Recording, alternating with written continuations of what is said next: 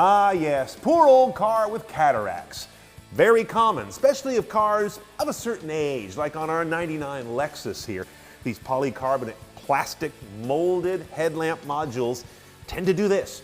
And they're bad in 3 ways. This is not a trivial problem. First and foremost, it reduces the amount of light that is coming out of the assembly. That's the point of a headlight in the first place. When you're fogged up like this, you also put out a distorted beam. This is going to screw with the beam pattern the manufacturer intended. And third, and perhaps most impactful for some of us, it looks awful. You have a beautiful car and then, yuck. Let's see if we can clear these up. Now, I've brought out a whole smattering of official and homebrew remedies for this thing. Some require a lot of work, some say they don't require any. I want to find something that works really well. To make sure we can see how these products compare to each other and against the lens the way it started, I'm going to quarter off these headlights with tape into 4 pieces each, 7 solutions, and 1 control section. Some of these I'll buff by hand, others I'll attack with a power drill with one of these pad kits you can get on Amazon for like 20 bucks. First of all, the product called Wipe New isn't just about wiping. It's about sanding like so many others. There's a little sanding block with a coarse side and a finer side. Once you finish the sanding, you wipe it with this magic chemical applicator, the one that makes you want to pass out. And things start to look really good. But here's the problem. The instructions say to avoid any contact with moisture or even dew for 24 hours. I don't know about you, but my car lives outside. Next up is the 3M Headlight Restoration Kit. Get ready to sand. Now, this is the most old school thing I'm trying today, with lots of levels of sanding. Once you start with this disc, you need to finish, because that is a non-functional headlight now. Okay, now we're going to turn from the 2 hand-applied ones. I think all the rest I'm going to do with a buffing pad on a power drill, and that's after I mop my brow, because that was as much work as this one over here wasn't. But this looks really good so far, I gotta say. Let's see if toothpaste works. How stupid could this be?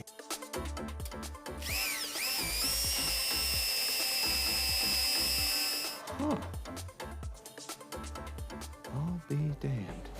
Okay, on now to MEGUIAR'S PLASTX. This is a plastic polish. Raves about how good it is for headlights.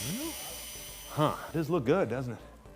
This one is the one that scares me the most. This is the Simichrome metal polish, which I gotta say, it's kind of heretical that I'm using it on plastic. As a result, I'm gonna do this one by hand with a buffing cloth and not use the drill. Another trick when you're doing buffing of anything like this is to vary your pressure as you work through the job. So start with your heaviest pressure and then lighten up as you go. It's analogous to starting with a heavier grit and then fining it up as you go through the job. Okay, this stuff is called Neutral Clear. It's also called Island Girl because that's who makes it. It is strictly a wipe-on.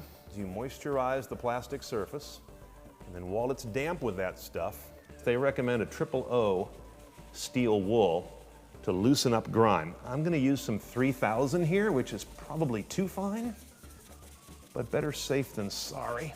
Looks pretty good when it's wet, but as I often find with the vinyl convertible top windows I use this on, it tends to dry and finish just a little cloudier than you'd hope. And now I'm going to go back to the drill, and this time I'll throw on a pad for my glass polish. Again, a heretical choice because it doesn't say plastic polish, it says glass polish. But let's try it, because we know that worst comes to worst, we just buy Kelly new headlights.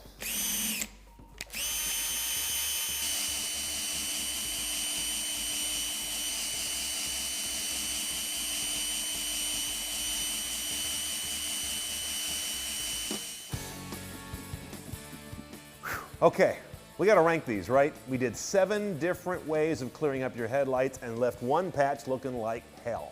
Here's my winner, and I gotta tell you, I'm kind of surprised. This MEGUIAR'S plastic polish, this stuff right here, squirt it on, buff it. It was real straightforward, it's easily available, and I was amazed how good the results are. That's our clearest quadrant, but almost as clear is this where we did the 3M thing, but I'm ranking it second because you got this buffing pad, all these hook and loop, different grades of sanding paper, the buffing compound. Doesn't bother me, but I'm kind of into tinkering with cars. If you want a straightforward job, you don't want to screw with all that. That Griot's glass polish and the Simichrome metal polish I'm putting in third place. They're in a tie, and they were both one-stage applications. In fourth is the Island Girl Vinyl Restorer and the tube of toothpaste. Now they're both close to last, but neither are intended for this. And our lowest result was the one that promised the pie in the sky, this RUSTOLEUM wipe and go thing. But once you open it, you realize there really was a sanding process, and you gotta let it sit for 24 hours and all kinds of things that could go wrong. Plus, this little applicator that does the magic work, oh God, it smells like the stuff that Dow had to start making when they got put out of the napalm business.